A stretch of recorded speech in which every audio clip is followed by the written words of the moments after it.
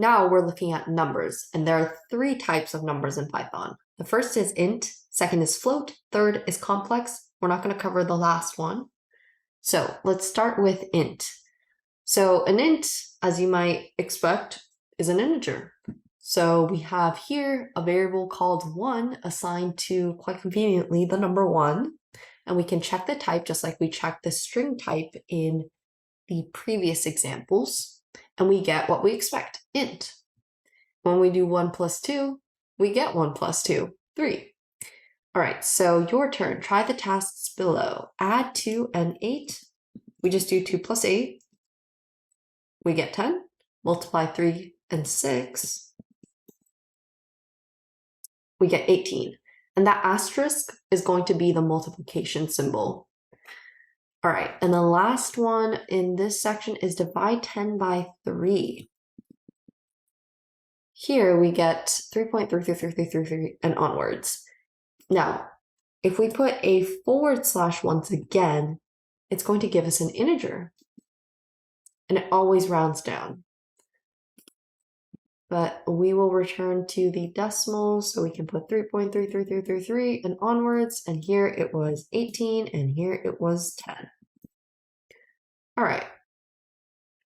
Now we also have floats, and floats essentially store numbers positive or negative, and it contains 1 or more decimals. So, decimals. All right, and we can see here that if you store a bunch of different decimals, and add them, it gives you the sum, as you would expect. So this is all just doing math that you could theoretically do on paper, but when it gets to be a bit complex, you can just do it with code. All right, assign 2 variables with names of your choice to 2 float values of your choice.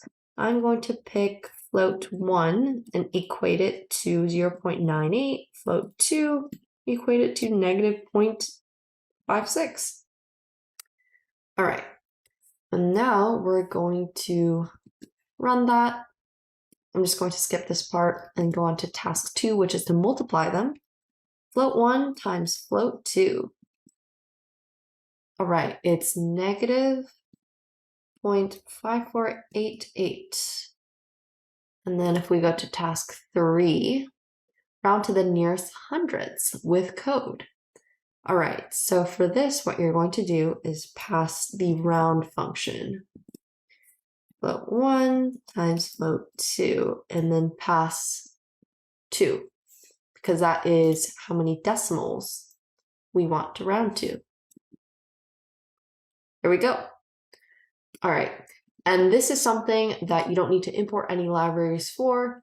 And this is something that you could have also searched up online on Stack Overflow, which is a popular website for programmers. So negative 0.55.